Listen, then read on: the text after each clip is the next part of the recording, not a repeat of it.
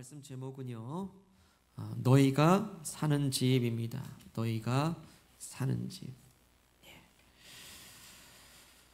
여러분 요즘에 집 때문에 많이 힘겨우시죠? 집에 여러 가지 모양으로 또 많은 기도 제목도 있을 텐데 여러분은 어떤 집에 사십니까?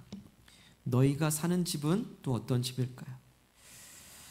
여러분은 예수님을 어떤 분이라고 부르고 계십니까? 예수님을 주님이라고 부르기도 하시고 또 예수님을 나의 구주, 구세주라고도 부르기도 하시고요. 또 성경에 보면 예수님을 지칭하는 여러 표현들이 있는데요. 그 중에서도 사도 바울은 예수님을 이렇게 불렀습니다. 유월절 어린 양, 유월절 어린 양으로 불렀습니다. 고린도전서 5장 7절에 보면 우리의 유월절 양 곧 그리스도께서 희생되셨느니라 라고 고백합니다. 예수님은 유월절 양, 특별히 유월절 어린 양이 되십니다. 그러면 유월절은 뭐고 어린 양은 또 무엇인가? 우리가 이 유월절 어린 양이 무엇인지 알게 되면 왜 예수님이 십자가에서 희생당하셔야 했는지를 알 수가 있습니다. 왜냐하면 유월절 어린 양의 희생이 바로 예수님의 희생이기 때문이죠. 그래서 이걸 거꾸로 말하면요, 예수님이 왜 십자가에서 희생되셔야 했는가? 그 이유는 바로 예수님이 유월절 어린 양이기 때문이죠. 그래서 이 오늘 말씀은 이 유월절 어린 양이 무엇인지 처음으로 등장하는 말씀입니다. 먼저 유월절에서 유월이라는 것은 한자로 넘을 유자와 넘을 월자를 써서 뛰어넘는다라는 뜻을 갖고 있습니다. 뛰어넘는다. 영어로는 패스오버라는 뜻이 있습니다. 패스오버. 그러니까 유월절기는 뛰어넘는 것을 기념하는 절기가 바로 유월절인 것이죠. 대체 뭘 뛰어넘었길래 그렇게 기념할 만한 절기인가? 우리 13절 말씀을 함께 읽도록 하겠습니다. 13절 시작. 내가 애굽 땅을 칠 때에 그 피가 너희가 사는 집에 있어서 너희를 위하여 표적이 될지라. 내가 피를 볼 때에 너희를 넘어가리니 재앙이 너희에게 내려 멸하지 아니하리라 합니다. 자, 여기 말씀 하반절 보시면 내가 피를 보면 너희를 넘어간다라고 하십니다. 이 말씀의 상황이 무슨 상황이냐면 하나님께서 애굽, 성경에는 애굽이고 오늘날로 하면 이집트죠. 이집트 곧 애굽인데 하나님께서 애굽 땅에 이 심판을 내리시고 있습니다. 재앙을 내리고 계시거든요. 그런데 이 애굽 땅을 심판하라고 재앙을 내리실 때 너희가 사는 집에 어린 양의 피가 이렇게 발라져 있으면 그 집에는 재앙을 내리지 않고 뛰어넘어가겠다라는 거예요. 자, 하나님의 심판이 우리 집에 내릴 뻔했는데 그 심판이 우리 집을 뛰어넘어가니 그 집안에 있으면 어떻게 됩니까? 구원을 받죠. 생명의 보호를 받는 것이죠. 그래서 재앙을 피한 날이에요. 구원받은 날입니다. 하나님의 심판이 우리 집을 뛰어넘어 주신 것을 은혜라고 얘기합니다. 그 은혜를 기념하는 절기가 바로 이 유월절인 것이죠. 그래서 구원받은 날이에요. 생명을 보호받은 날이에요. 그래서 유월절이에요. 뛰어넘어 주셔서 감사합니다. 유월절이죠.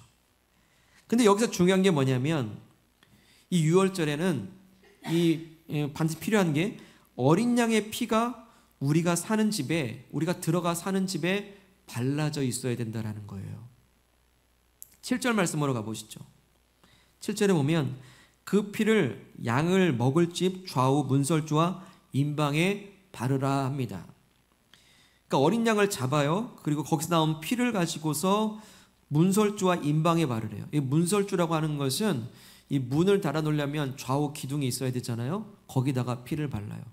그리고 임방이라고 하는 것은 그 두 기둥 사이를 가로지르는 가로막대입니다. 거기를 둘러서 피를 바릅니다. 그림 한번 볼까요? 있나요?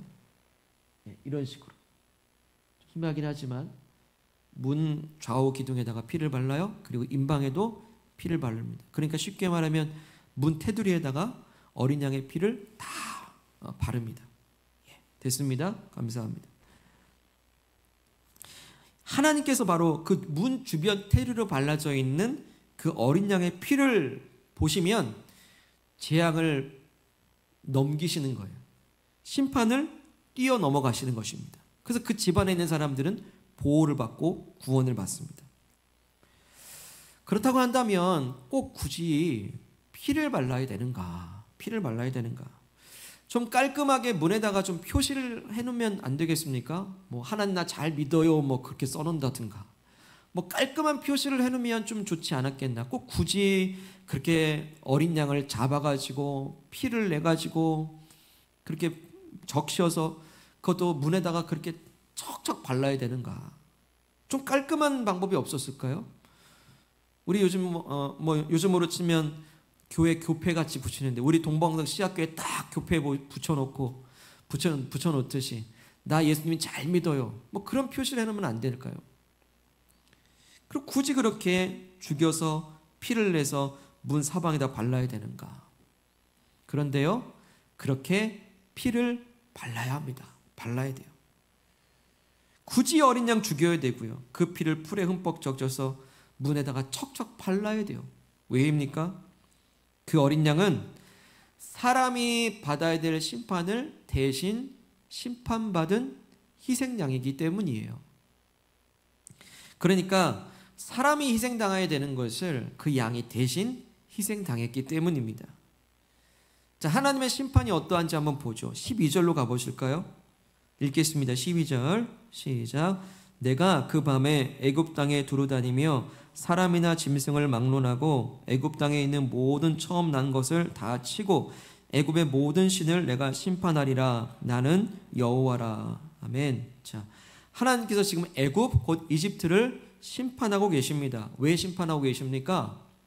여러분 만화 영화 이집트 왕자 보셨나요? 이집트 왕자가 이제 그런 내용인데 하나님의 백성들이 지금 이집트에서 노예 생활을 하고 있습니다. 무려 400년 넘도록 노예 생활을 하고 있어요. 그래서 하나님께서는 이 하나님 백성들을 이 노예 생활로부터 구출시켜주고 싶으셨습니다. 그래서 애굽 왕에게 모세를 보내서 내 백성을 보내라 끊임없이 얘기하는데도 바로 왕은 하나님 말씀을 거역한 거예요. 그래서 이 백성들을 내놓으라 하면서 하나님께서 이 이집트 땅과 바로 왕에게 재앙을 내리시는데 무려 10가지나 내리세요. 그리고 9가지 재앙이 이미 내린 상태고 이제 마지막 한 가지 재앙이 남아 있습니다. 근데 마지막 한 가지 재앙이 뭡니까? 이집트 안에 있는 짐승이며 사람이며 모든 처음 난 것, 첫째, 이 처음 난 것을 다 멸하시겠다라는 그 죽음의 재앙을 이제 선언하고 계신 것입니다. 무시무시한 재앙이 지금 기다리고 있죠. 그런데 이런 본격적인 재앙이 내리시기 전에 재앙도 경고하시지만 살 길도 알려주세요. 그 살 길이 뭐냐면 단 너희가 어린 양을 잡고 그 피를 좌우 임방 문설주에 바르고 그 집안에 다 들어가 있으면 이제 이집트의 죽음의 재앙이 엄습할 때에 그 안에 들어간 사람들은 살아난다라고 미리 예방법을 알려주셨어요. 이제 하나님 말씀을 듣고 어린 양의 피를 바르고 집에 들어간 사람들은 그 어린 양의 희생 때문에 살게 되는 것이죠. 그래서 그 어린 양은 다름 아니라 하나님의 심판을 대신 받고 피를 흘리고 죽음을 대신해서 사람이 죽어야 될 것을 그 양이 대신 죽고 그 안에 있는 사람들은 살린 거예요. 그래서 희생양인 것이죠. 자, 이러한 이 모습들이요, 이 유월절 어린 양, 이 유월절 어린 양의 희생양을 보면서 우리는 누구를 바라봐요? 이와 같은 방식으로 우리들을 위해 희생하신 예수 그리스도까지 바라볼 수 있게 된 겁니다. 그래서 유월절 어린 양의 희생양을 보면서 우리는 예수님이 하신 일들을 같이 바라볼 수 있어요. 자, 하나님께서 애굽의 죄악을 심판하셨습니다. 근데 그와 똑같이 하나님께서 온 세상의 죄를 심판하십니다. 여러분, 온 세상에 죄가 많이 들끓고 있죠? 뉴스 한번 보기에도 많이 무서울 정도로 이 땅에 많은 죄악들이 드러나고 있죠. 그리고 그 온 세상의 죄가 그렇게 가득한 가운데 오늘 내가 짓는 죄도 있다라는 거예요. 우리가 온 세상의 지은 죄를 보면서 나는 죄가 없다라고 할 수가 없습니다. 왜냐하면 털어서 먼지 나지 않는 사람 아무도 없기 때문이에요. 그리고 성경엔 그와 똑같은 말씀으로 온 세상 모든 사람의 죄를 범하였다라고 말씀하십니다. 그 죄악 많은 세상 속에 살아가는 나도 드러나지 않았을 뿐이지 하나님과 나만이 알고 있는 은밀한 죄가 다 있다라는 거예요. 심지어 설교하고 있는 저도 마찬가지입니다. 내 안에 미움이 있고 시기가 있습니다. 내 안에 악한 마음이 있다라는 거 하나님은 또 다 알고 계십니다. 그리고 가장 중요한 죄가 있어요. 애굽의 바로왕이 하나님 말씀을 계속 거부하는 것처럼 우리 마음 안에도요, 하나님 말씀을 거역하려고 하는 그런 습관들이 있습니다. 하나님 말씀을 즐겨 듣는 것보다는 거부하고 싶고 부담스러워하고, 그리고 하나님 말씀을 지키는 것보다는 지키지 않는 곳에 더 최적화되어 있는 우리의 습성을 죄성이라고 얘기하죠. 당장 우리 자녀들이 부모님의 말씀을 잘 들으려 하지 않는 그 성향과도 같습니다. 우리 아이들이 언제부터 부모 말씀을 거역하라고 누가 주입해 준 거 아무도 없습니다. 누가 그렇게 말씀을 거역하라고 가르쳐 준 사람 아무도 없습니다. 그냥 그 마음의 성향이 부모의 말씀을 거역하려 하는 것처럼 우리 마음들도 하나님 말씀을 계속 거부하려고 하는 성향들이 있다라는 거예요. 기울어진 마음이죠. 치우친 마음이죠. 그걸 또한 성경에서는 죄라고 하십니다. 그런데 하나님은요, 그 죄를 가만두질 않으세요. 하나님은 거룩하신데요, 절대 거룩하신 분이십니다. 절대 거룩한 분이라고 하는 것은 거룩하지 않은 흠과 티를 못 보시는 분이라는 거예요. 그래서 하나님은 공의로우셔서 죄가 있으면 처벌하시는 게 하나님의 공의로우심입니다. 쉬운 예로 제가 오늘 이렇게 하얀 와이셔츠를 입고 왔는데 여러분 앞에 설교단에 쓰기 직전에 김치국물 하나 딱 튀었다고 해보세요. 이 옷은 어떻게 됩니까? 당장 벗어서 세탁기에 던집니다. 이게 이 옷에 대한 처벌이에요. 그래서 죄는 많고 적게 지었다는 게 중요한 게 아니라 있고 없음이 기준입니다. 그게 하나님의 기준이거든요. 그렇기 때문에 우리가 이 세상 속에서 나도 똑같은 죄를 짓고 있다는 것은 우리도 뭡니까? 하나님의 심판의 대상이라는 거예요. 하나님의 심판의 대상입니다. 우리도 이 이집트의 재앙처럼 우리도 심판에 노출된 상태에 있다는 거예요. 그런데 오늘 말씀에 보니까요, 예외가 있더라는 거예요. 하나님께서 그 심판을 패스오버, 유월, 뛰어넘어 주시더라는 것이죠. 이걸 바로 교회에서는 두 글자로 얘기합니다. 뭐일까요? 이게 바로 복음이에요. 복음. 복된 소식이란 뜻이죠. 다시 말해서 심판의 대상이 심판받지 않고 뛰어넘어 주신 것을 은혜라고 얘기하고, 그런 게 있어 복된 소식이네, 복음이라고 하는 거예요.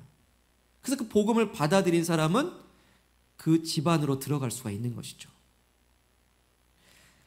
그런데요, 여기서 우리가 오해해서는 안 되는 게 있습니다.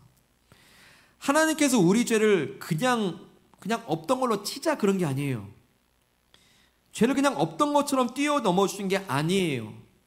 하나님은 죄에 대해서 아까 뭐라고 그랬죠? 처벌과 심판을 반드시 하신다고 그랬죠?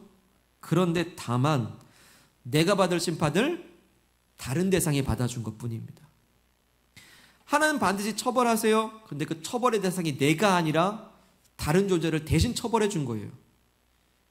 대신 내가 받을 심판을 넘겨주신 것이죠. 그럼 그 심판은 어디를 향합니까? 내 대신에 누가 대신 심판받아 주신 거죠? 바로 그 희생양이 예수님이신 거예요. 그 희생양이 예수님이신 것이죠. 그래서 내 죄 때문에 내가 받을 심판을, 우리 죄 때문에 우리가 다 받아야 될 심판들을 대신 받아주신 그 현장이 어디입니까? 그게 바로 십자가의 현장인 것이죠.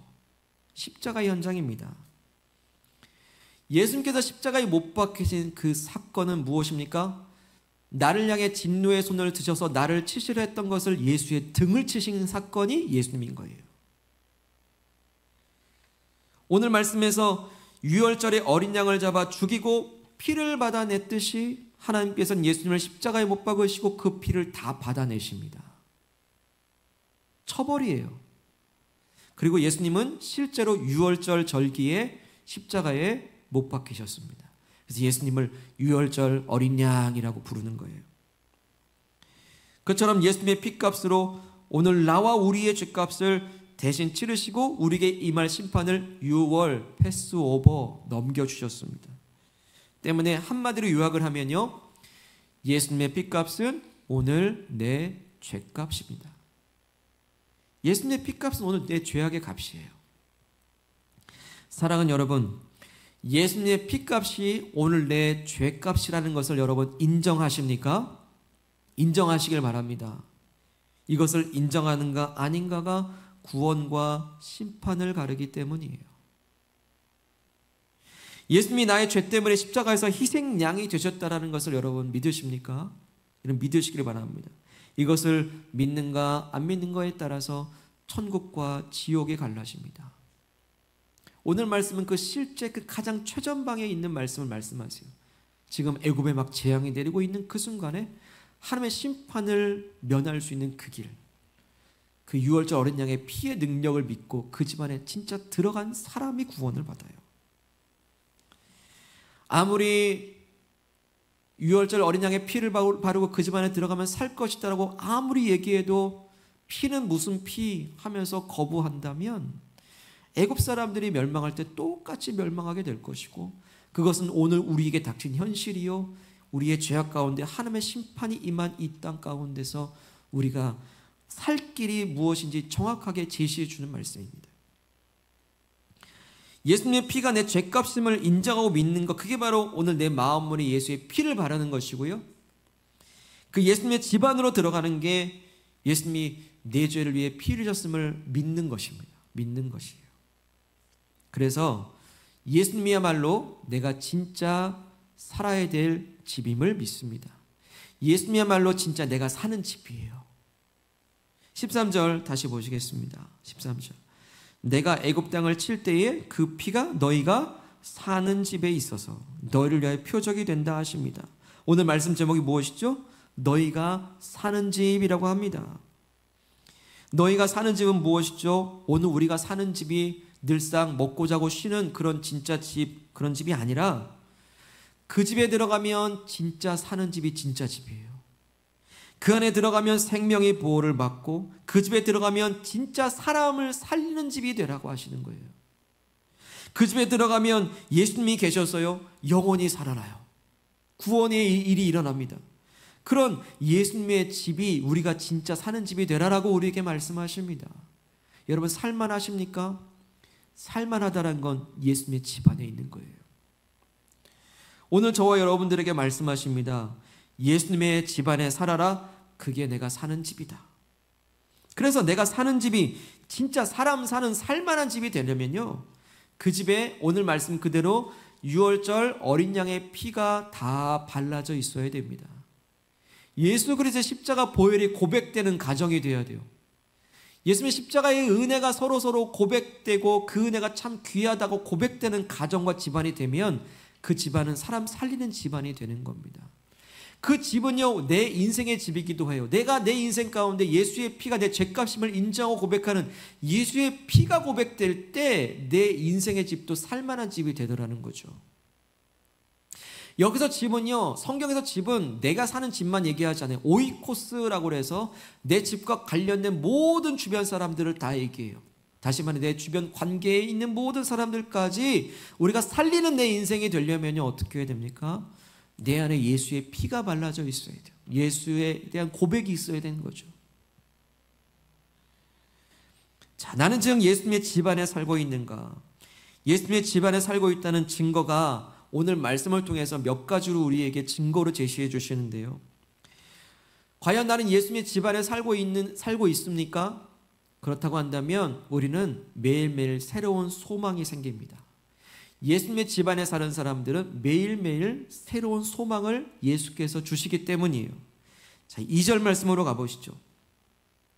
2절 말씀 보시면 이 달을 너희에게 달의 시작 곧 해의 첫 달이 되게 하고 하십니다.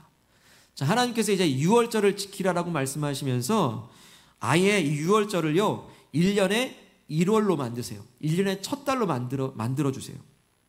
근데 당시에는요 이스라엘 백성들이 사용하던 민간력이 있고 오늘 사용하는 태양력이 있는데, 민간력으로 쳐도 7월이고요. 태양력으로도 3월과 4월에 해당이 돼요. 그런데 하나님께서 이 달을 아예 첫 달로 정해 주십니다. 곧 하나님 백성들에게 새로운 시간을 주세요. 새로운 날을 열어주시는 겁니다. 자, 이제 다시 시작하자라는 거죠. 우리가 신년에 여러분 무슨 계획하셨습니까? 벌써 6월도 중순으로 가는데 새해 첫날은 왠지 새로운 마음이 들고 새로운 시작을 하게 되고 새로운 계획들을 하시죠? 마찬가지입니다. 하나님께서 이 하나님 백성들에게 새로운 날로 새로 시작하게 해주세요. 이스라엘 백성은 그간 애굽에서 400년 넘도록 노예의 시간을 살았습니다. 이집트인들이 정해진 시간 속에 살았습니다. 자, 이때까지 공사 마무리해야 돼, 열심히 일해, 그 채찍의 시간 속을 살았어요. 이집트인들이 일하라면 일하고 쉬라면 쉬고 그렇게 먹으라면 먹는 이집트인들이 정해진 시간 속에 노예의 시간을 살았다면, 이제는 하나님 백성으로서의 자유의 시간을 주시는 거예요. 이제는 그 광야에 나가서 하나님 백성으로 하나님만 제사하고 예배하는 그 예배의 시간을 새롭게 정해 주신 거예요. 해방의 시간이죠. 그동안 애굽인들 밑에서 하나님 백성인데도 불구하고 수치와 눈물과 부끄러움 속에 살았던 그 삶이 이제 영광될 삶으로 새로운 시작을 주시는 겁니다. 그래서 백성들은 이 유월절을 새해 첫 달로 지키면서 노예로부터 하나님 자녀로 새롭게 거듭나게 해주신 그 새로운 시작을 찬양하는 겁니다. 오늘 우리도 마찬가지입니다. 예수님의 집 안으로 들어가 살게 되면 하나님이 새날을 주세요. 새날을 주십니다. 과거에 우리가 어떤 죄악 가운데 있었다 할지라도 예수님께서 이제 십자가에서 나의 죄를 대신해서 죽으심을 통해서 나에게 새로운 하나님의 자녀, 하나님의 사랑받는 아들, 딸로서 새로운 출발을 하게 하십니다. 예수님 옆에 홀로 못 박히신 게 아니라 강도들이 못 박혔죠. 근데 한 강도가 예수님의 의로우심을 찬양합니다. 고백할 때 예수님이 그 강도에게 이렇게 말씀하십니다. 오늘 네가 나와 함께 낙원에 있으리라 말씀하십니다. 이제껏 강도의 시간을 살아왔던 그 강도가 예수님을 만난 그 즉시로 이제 하나님 나라를 상속받는 자녀가 된 거예요. 새로운 시작이죠. 가늠한 여인이 있습니다. 그 가늠한 여인들을 사람들이 둘러쌌습니다. 돌로 치려 하는 그 순간에 예수님은 너희가 죄 없는 자가 돌로 치라 하시면서 그 여인에게 말씀하시기를 나도 너를 정죄하지 않겠다. 이제 죄 짓지 말고 살아라. 새로운 생명과 기회, 살 기회를 주세요. 그 여인에게 다시 한번 새로운 시작을 열게 된 것이죠. 우리도 돌아봅니다. 내 지난날도 혹 아픔의 시간이 있었고 그리고 눈물의 시간이 있었습니다. 내 지난날도 마치 노예처럼 속박된 삶 속에서 수치스럽고 고통스러운 시간도 있었습니다. 하지만 내가 예수님을 믿고 예수님의 집안에 들어갔을 때 예수님이 우리에게 말씀하십니다. 너도 하나님의 사랑받는 아들이다, 딸이다 말씀하십니다. 사랑받지 못했고 외면당했던 내 삶이 예수님을 믿고 그 집안에 들어갔을 때 내가 무엇을 했든지 상관이 없이 너도 사랑받는 주의 자녀라고 말씀하십니다. 때문에 과거의 상처에 매여 사는 사람이 예수님 만나게 되면 과거의 시간에서 벗어날 수 있습니다. 과거의 죄악에 매여 있는 사람도 예수님 만나면 그 죄악의 시간에서 벗어나서 하나님 자녀답게 이제 나도 거룩하게 살아가야겠다는, 나도 좀 거룩하게 살아보겠다라고 하는 의지와 열망이 생기기 시작해요. 지난 시간 혹 실패했을지라도, 그래서 낙심하고 낙담했을지라도 예수님이 우리에게 용기 주시면서 손을 내미십니다. 다시 시작하자. 힘을 내자. 내가 너와 함께 하겠다고 말씀하시면서 다시 일어날 수 있는 용기와 새 힘을 주십니다. 어디 안에 사는 사람이요? 예수님의 집 안에 사는 사람들이요. 여러분, 내 인생뿐만 아니라 그렇게 내 주변에 그렇게 살려내야 될 사람들이 여러분 있지 않습니까? 살려내야 될 사람이 있지 않습니까? 내 주변에 그렇게 매여 사는 사람들이, 새로운 시작을 해야 될 사람들이, 일터의 동료들이 있고요. 우리 가족들이 있고 친족들이 있고 이웃들이 있지 않습니까? 가장 가까운 이웃들이 있지 않습니까? 이제 그들도 나와 함께 예수님의 집 안으로 들어와야 될 사람임을 여러분 이제 눈을 열어 보시길 바랍니다. 이게 바로 예수님의 집에 들어가 사는 사람의 두 번째 증거입니다. 두 번째 증거예요. 나는 예수님의 집안에 살고 있는가? 그렇다면 다른 사람도 초대하실 수 있는 사명자가 되시길 바랍니다. 오늘 말씀을 보게 되면요, 오늘 말씀은요, 그 집안에 혼자 들어가서 어린 양은 혼자 먹고 있는 게 아니에요. 3절과 4절로 보시면요, 어린 양을 한 사람 앞에 한 마리씩 준비하는 게 아니라 각 가족 단위로 어린 양을 한 마리 취합니다. 그래서 혹시 식구가 너무 적으면 그 가까운 이웃과 함께 사람 수를 따라서 양 한 마리를 취해서 그 양을 잡고 그 밤에 피를 바른 다음에 그 밤에 그걸 다 구워 먹어요. 같이 먹어요. 곧 이 어린 양 한 마리로 우리도 구원받고 가족과 이웃이 하나의 공동체가 되어져서 그 집안에서 서로 막 먹고 나누는 식탁의 교제를 하는 겁니다. 생명 공동체가 그 안에서 이루어지는 거죠. 때문에 오늘 나 혼자 예수님의 집안에 들어가는 게 아닙니다. 우리 가족들을 예수의 집안으로 들여보내야 돼요. 우리의 가까운 이웃을 예수의 집에 들어오도록 해야 됩니다. 그래서 함께 유월절 어린 양을 먹고 나누듯이 예수님을 함께 먹고 마시고 나눠야 돼요. 자, 예수님을 먹고 나눈다. 그게 무슨 의미죠? 예수님을 받아들이는 거예요. 믿는 겁니다. 예수님을 먹고 나누는 게 구체적으로 요즘 우리 예배 가운데 어떻게 실천될 수 있죠? 그게 바로 성찬식 아닙니까? 떡과 잔을 나누면서 이 떡은 내 몸이고 내 피다라고 하면서 함께 성찬을 나누잖아요. 예수님을 그렇게 믿고 받아들이는 겁니다. 나의 구주로 믿는 겁니다.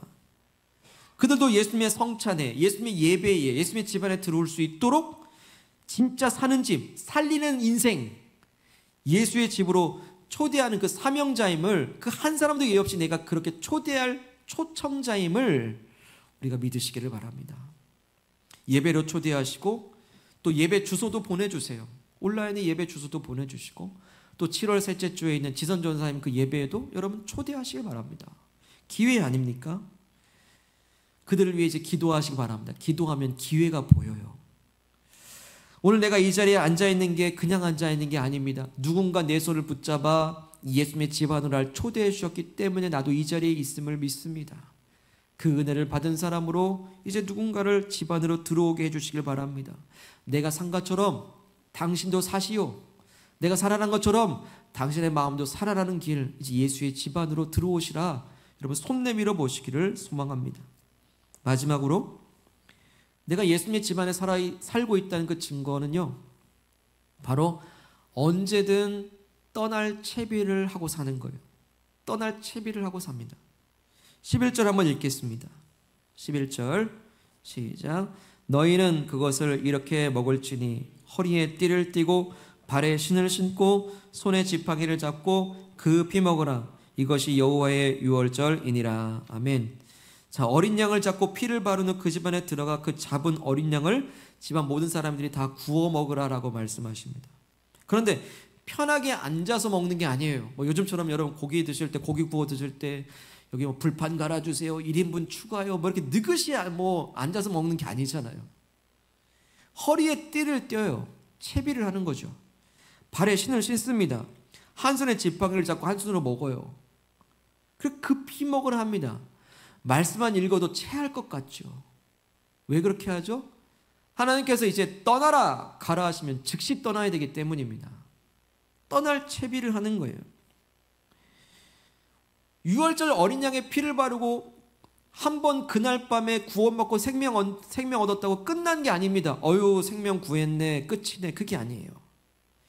이제는 이 애굽 땅을 즉시 떠나 광야로 나가서 광야에서 하나님께 제사하는 방법을 배우고 광야에서 하나님을 예배하는 법을 배우는 겁니다. 예배자로 떠나는 거예요. 지난 시간에 노예 생활에서 떠나야 되고요. 이 이집트인들이 강요했던 우상들로부터 떠나야 되고요. 혹여나 그 이집트에서 죄악된 삶을 살았던 그 모든 죄악에서 떠나라 하는 겁니다. 그게 진정한 출애굽이죠. 우리가 예수님의 집안에 들어갔다고 구원받았다고 끝나는 게 아닙니다. 우린 예수님의 집안에 사십니까? 그럼 하나 점검해야 될 게 있습니다. 내 복장은 무엇입니까? 예수님의 집안에 살고 있는 내 복장은 무엇입니까? 허리에 띠를 띠셨습니까? 지팡이를 잡고 계십니까? 신발을 신으셨습니까? 복음의 신발을 신으셨습니까? 떠날 채비를 하셨습니까? 물론 기독교는 떠남의 종교라 합니다. 예수 믿는다는 건 언제든 떠날 채비를 하는 게 신앙입니다. 과거에 나를 올가매고 있던 모든 마음의 노예 상태, 근심의 노예, 두려움의 노예로부터 떠나는 게 기독교예요. 나로 하여금 자꾸만 죄를 짓게 만드는 환경들이 있죠. 죄를 안 지으려고 노력하는 것이 아니라 그 죄 짓게 만드는 환경으로부터 떠나는 게 신앙이에요. 이집트의 우상과 같은 현실이 자꾸 강요합니다. 우상을 강요해요. 세상 살아보십시오. 내가 예수 믿는 사람 티를 못 내는 이유는 계속해서 우상을 강요하기 때문이에요. 근데 그 모든 우상들로부터 떠나야 됩니다. 우상이 뭐 어떤 형상이 우상입니까? 하나님보다 더 많이 의존하는 게 있으면 우상이거든요. 거기서 떠나래요. 나로 하여금 예배하지 못하게 만드는 이 바로왕과 같은 현실에서부터 예배 자리로 떠나라 하십니다. 그래서 예배는 타협이 없어요. 예배를 올까 말까 견줄 필요가 없습니다. 저울질할 필요가 없어요. 예배는 그냥 오는 겁니다. 그리고 예배는 드리는 거예요. 내 몸을 그냥 갖다 놓으면 되는 겁니다. 예배는 타협이 없어요. 그냥 오는 거예요. 드리는 겁니다. 예배 드릴 수 있도록 그 모든 제약된 환경에서 떠나는 거예요. 내 인격에 모난 부분이 있습니까? 모난 인격으로부터 예수님을 닮아가는 거룩한 성품으로 떠나야 돼요. 그래서 매일매일 예수님을 닮아가는 겁니다. 나만 바라봤던 세상에서 주변의 어려운 이웃들을 돌아보는 눈을 돌리는 그 방향으로 이웃을 향해서 떠나는 거예요. 교회가 지탄받고 손가락질 받게 되었던 그 많은 이유 중에 하나는 구원받았다 끝내버린 거예요. 그 집안에 예수님의 집안으로 들어갔다 하면서 다 도연해 끝내버린 거예요. 하지만 그건 구원의 시작이지 이제부터 구원의 여정으로 떠나야 되는 겁니다. 구원받으셨습니까? 예, 잘하셨습니다. 이제 구원받은 사람답게 그 여정을 떠나시길 바랍니다. 내가 받은 구원이 진짜임을 구원받은 사람들께 사는 것을 통해서 증명하는 삶이 되시기를 축복합니다. 이제 진짜 구원의 여정이 남은 거예요. 그게 바로 예수님의 집안에 살아가는 사람들입니다. 때문에 내 소속이 어딘지 알아야 돼요. 여러분, 세상은 광야입니다. 거친 광야 같은 그 투쟁과 전쟁 같은 그 세상 같은 그 거친 광야 속에서 내가 어디 살고 있는지를 정확히 알고 있는 사람이 그 거친 광야에서도 예수님을 꼭 붙잡고 살 수가 있습니다. 오늘 말씀을 통해서 하나님께서 우리에게 물으십니다. 너희가 사는 집이 어디냐라고 물으십니다. 어떤 집을 찾아 그렇게 헤매고 있을까요? 우리가 살 집은 오직 예수의 집밖에 없음을 말씀하십니다. 유월절 어린 양의 피가 그 집안에 들어간 모든 사람을 살려낸 것처럼 유월절 어린 양이신 예수님께서 내 죄를 대신 지시고 십자가에 흘려주신 그 피의 대가 때문에 오늘 나도 예수의 집안에 거주할 수 있게 됨을 찬양하기를 원합니다. 그래서 우리가 사는 집, 내가 들어가서 생명을 건진 진짜 살맛 나는 진짜 사는 집은 바로 예수 그리스도가 주인 되신 집임을 또한 믿습니다. 이제 예수의 집안에 거하는 삶이 되시기를 축복합니다. 너희가 사는 집은 곧 예수의 집이니 이제 다시 시작하시기를 바랍니다.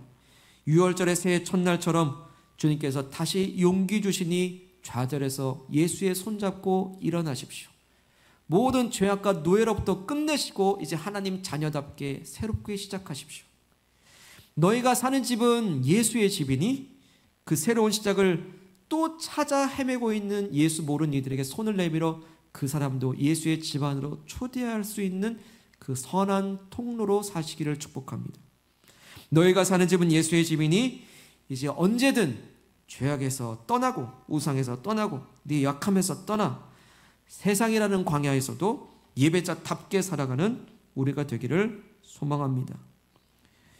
어느새 신앙생활하면서 구원의 감격이 떨어지고 구원의 은혜가 무디어지고 구원받은 그 자체로도 그냥 구원받았네 냉랭해진 내 가슴이 오늘 말씀을 통해서 다시 한번 구원의 감격이 있기를 축복합니다. 항상 기뻐하라. 쉬지 말고 기도하라. 범사에 감사하라. 이제까지는 기뻐할 일 없어 불만이었고 감사할 일 없어서 감사하지 못했고 기도 제목 없어서 기도하지 않았던 우리의 모습이 정말 기뻐해야 될 것은 구원의 기쁨이었고 진짜 감사해야 될 것은 구원의 감사였으며 이제 구원받는 사람들께 살 수 있도록 구원의 열매를 맺게 해달라고 간절히 기도할 것은 바로 구원의 기도 제목이었음을 다시 깨달아 이제 구원의 은혜의 여정들을 주님과 함께 다시 시작하는 우리가 되기를 축복합니다. 사랑하는 여러분, 이 시간 내게 주신 말씀 부여잡고 기도합시다. 내게 주신 말씀이 어떤 말씀이었습니까? 사랑하는 여러분, 우리가 다시 한번 구원의 그 첫 사랑으로 돌아갑시다. 이 시간 고백하실 때 예수님의 피값은 바로 내 죄값이었습니다. 고백하시길 바랍니다. 예수님의 십자가 희생이 나와 상관없는 희생인 줄 알았는데 내 대신 심판받아 주신 놀라운 구원의 은혜였음을, 바로 내 죄 때문이었음을, 그리고 바로 희생양이었음을 내가 고백하고 믿습니다라고 기도하시기를 바랍니다. 우리가 신앙생활하면서 때로는 이 구원의 은혜에 대한 진정한 고백이 없이 무디어 살 때가 얼마나 많았는지 다시금 우리가 십자가 앞으로 나아갑시다. 내 죄값을 치러 십자가에 달리신 예수 그리스도, 내 희생의 피를 대신 갚아주신, 그래서 당연한 심판을 예수님 대신 받아주시고 내겐 심판을 면하게 해주시고 사랑받게 하신, 그렇게 예수님의 집안에 살게 하신 그 은혜에 감사 기쁨으로 함께 기도하겠습니다. 할렐루야. 거룩하신 하나님 아버지 감사합니다. 항상 기뻐하라 쉬지 말고 기도하라 범사에 감사하라 말씀하시는데 어느새 기쁨이 무디어지고 감사가 무디어지고 감사거리들을 찾았습니다. 그러나 아버지, 우리가 항상 기뻐할 이유 구원의 기쁨이요 항상 감사할 이유 구원의 감사합니다. 아버지, 항상 기도할 것 구원의 기도지 제목이오니 아버지 하나님 감사합니다. 나를 구원해 주시네 감사합니다. 예수님의 피값은 내 죄값이었음을 고백합니다. 하나님 아버지, 예수님께서 내가 받을 심판을 대신 받아주시는 은혜였음을 고백합니다. 십자가의 희생은 바로 나를 위한 희생이었음을 주여 고백하오니 예수님이 나의 구세주이시고 구주이심을 믿사옵나이다. 주여, 이제 예수님의 집안에 살게 하신 그 놀라운 사랑과 은혜를 인하여 찬양하며 감사합니다. 영광 받아 주시옵소서. 이 시간 또한 기도하실 때에 이제 구원의 집안에 들어갔습니다. 그러나 이제 구원의 집안에 들어간 사람은 구원의 집안에 사는 사람답게 사는 것입니다. 사랑하는 여러분, 하나님께 다시 한번 용기와 새 힘을 주십니다. 혹시 지난 주 살면서 어떤 문제 때문에 낙심하고 좌절하진 않으셨습니까? 소망이 없다라고 말하기 전에 예수를 붙잡아 보시기 바랍니다. 예수님 안에 거할 때, 예수의 집안에 살게 될 때 예수님은 다시 우리의 손을 붙잡아 동행해 주십니다. 홀로 걷는 길이 아니요 주님이 함께 하시니 다시 시작할 용기와 새 힘을 주십니다. 우리는 노예가 아닙니다. 하나님 자녀입니다. 자녀답게 다시 시작할 수 있도록 주여 내게 용기를 달라고 기도하십시오. 그 용기가 필요한 어떤 이들이 생각난다면 그 이름 불러가며 여러분 기도하시길 바랍니다. 그들을 초대하시길 바랍니다. 내가 사는 예수의 집에 그들과도 함께 먹고 마시며 주님과 함께 예배자 되기를 바랍니다. 너희가 사는 집은 예수의 집이니 우리가 떠날 것이 무엇입니까? 죄악에서 떠날 것이 무엇입니까? 우상에서 떠날 것은 무엇입니까? 세상이란 광야에서도 거친 광야에서 내가 이 예배자답게 살 수 있도록 나를 도와달라고 우리 주신 말씀 부여잡고 한번 동성으로 기도합니다. 하나님, 이 시간도 간구하며 기도합니다. 나로 하여금 구원받게 하시니 구원의 여정을 시작하게 도와주시옵소서. 아버지, 내가 사는 집은 예수의 집이니 아버지 우리에게 새 힘을 주시니 감사합니다. 새로운 시작을 허락해 주시옵소서. 새로운 시작을 주님께서 우리의 손을 붙잡아 함께 동행해 주실 줄로 믿습니다. 나는 홀로 있는 사람이 아닙니다. 나는 외로움 가운데 있는 사람들이 아닙니다. 주님 나와 동행하시니 주여 새날을 열어주시옵소서. 새로운 소망이 되시옵소서. 주님 함께 새로운 시작으로 나가게 도와주옵소서. 우리는 노예가 아닙니다. 하나님의 자녀이니 주님의 자녀답게 살 수 있도록 도와주시옵소서. 아버지, 내가 사는 집은 예수의 집이니 소속이 어딘지 알게 도와주셔서 거친 광야에서도 아버지 예배자답게 살 수 있도록 죄악을 떠나게 도와주시옵소서. 우상을 버리게 도와주시옵소서.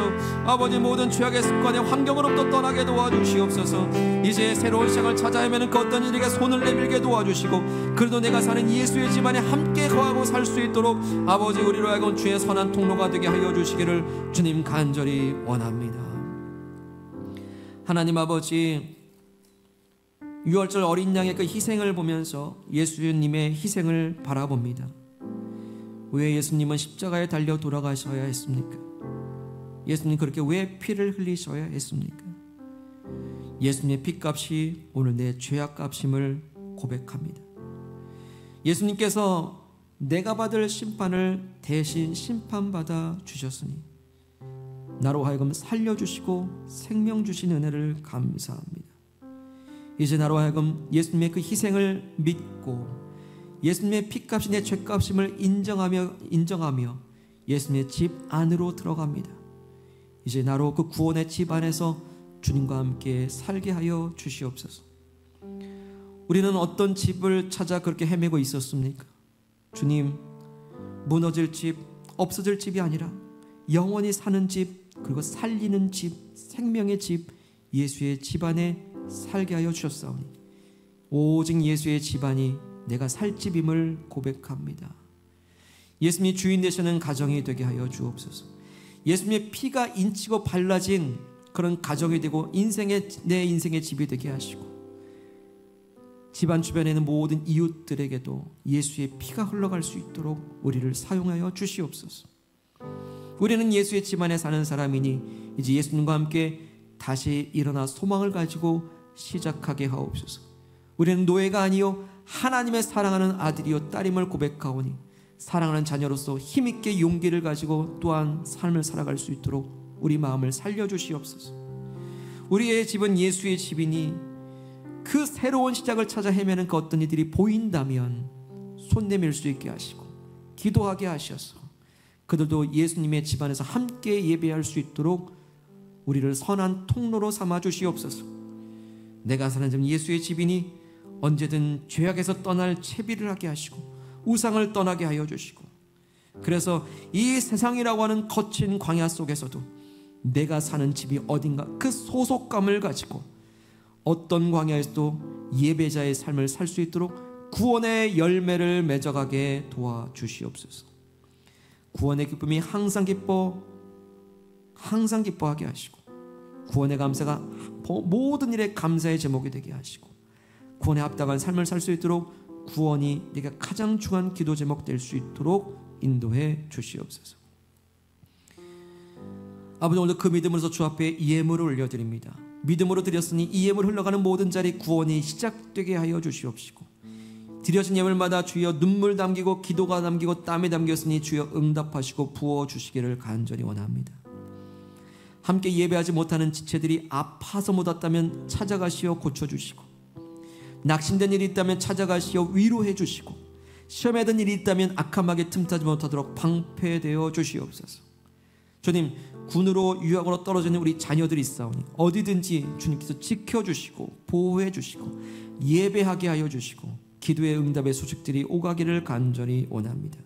한 주간의 삶 동안 아무리 분주해도 말씀이 기억나고 말씀이 우리를 인도해 주시고 보호해 주시옵기를 예수 그리스도 이름으로 기도하옵고 지금은 유월절 어린 양 희생양 되신 우리 주 예수 그리스도의 은혜와 우리에게 심판하시기보다 살리고 생명 주기를 더 원해 주셔서 아들 예수와 아낌없이 보내주신 하나님 아버지의 극진하신 사랑하심과 이 거친 광야 생활 속에서도 너의 집이 어디인가 바로 예수의 집임을 기억나게 해주시고 알려주시는 성령님의 인도 동행하심이 내가 사는 집 오직 예수님의 집이요 이 집에서 다시 시작하고 이 집에 그 어떤 이들을 초대하며 이제 예수님과 함께 구원의 여정을 떠나기로 결심하는 모든 하나님의 예배자들 머리머리 위에 그들의 가정과 그리고 일터와 나라와 민족 위에 교회 위에 지금부터 영원토록 함께 하옵시기를 간절히 축원하옵나이다.